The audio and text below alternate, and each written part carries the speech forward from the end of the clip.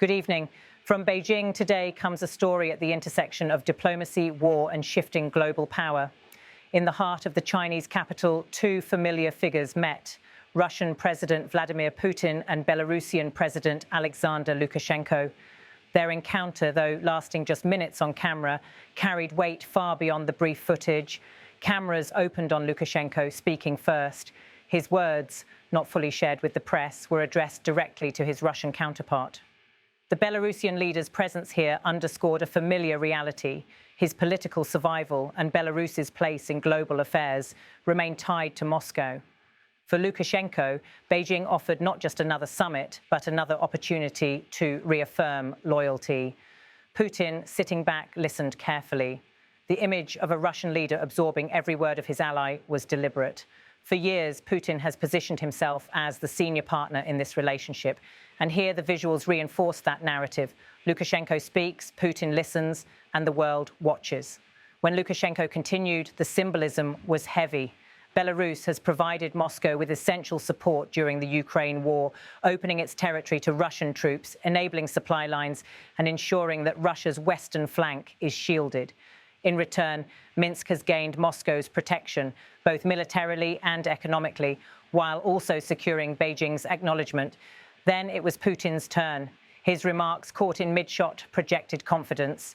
He spoke in the familiar tones of a leader determined to show strength abroad, even as pressure mounts at home.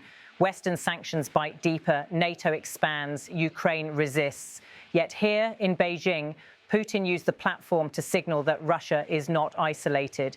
Instead, it remains an anchor in a broader coalition stretching across Eurasia. This meeting was not just bilateral. It unfolded during the Shanghai Cooperation Organization Summit, an increasingly influential bloc that brings together China, Russia, India, Pakistan, Central Asian nations, and several observers. The SCO has become a forum for Moscow and Beijing to project alternatives to Western alliances. And alongside the summit, Beijing hosted commemorations of World War II, events designed to invoke history, resilience, and shared victory against foreign aggression. For Putin, the symbolism was potent. He stood not as a leader boxed in by Western sanctions, but as a guest in Beijing, a partner to China, and a participant in a gathering that represents half of the world's population. For Lukashenko, the calculus was equally straightforward. Appearing at Putin's side in such a setting underscored his loyalty to Moscow while securing recognition from Beijing, an essential balancing act for a leader often labelled Europe's last dictator. Yet beneath the diplomatic smiles lies the geopolitical reality. Belarus has effectively tethered itself to Moscow since the Ukraine war began. Its territory has hosted Russian troops, missiles, and logistics networks. In return, Lukashenko has relied on Russian subsidies, loans, and political backing to withstand European sanctions and domestic unrest. Today's images were a reminder of that interdependence. China's role cannot be overlooked either. Hosting both Putin and Lukashenko in Beijing was no accident.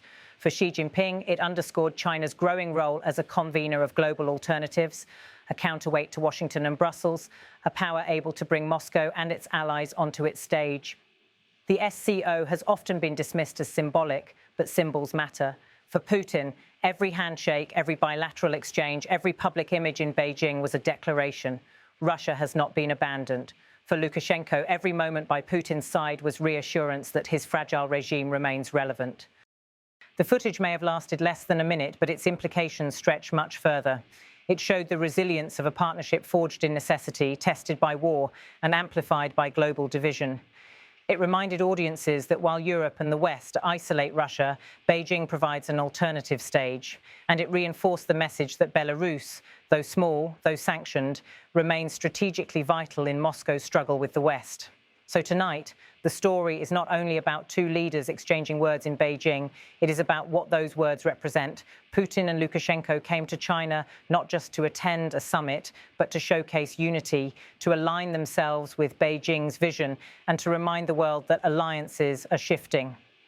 In the heart of Beijing, amid SCO meetings and World War II commemorations, they sent a message.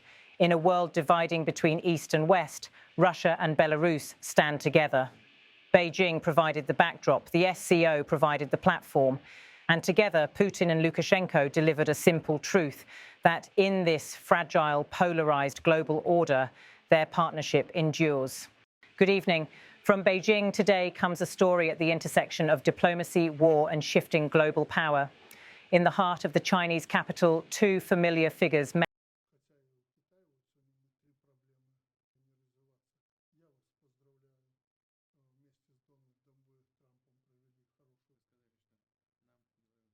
Putin, sitting back, listened carefully. The image of a Russian leader absorbing every word of his ally was deliberate. For years, Putin has positioned himself as the senior partner in this relationship. And here the visuals reinforce that narrative. Lukashenko speaks, Putin listens, and the world watches.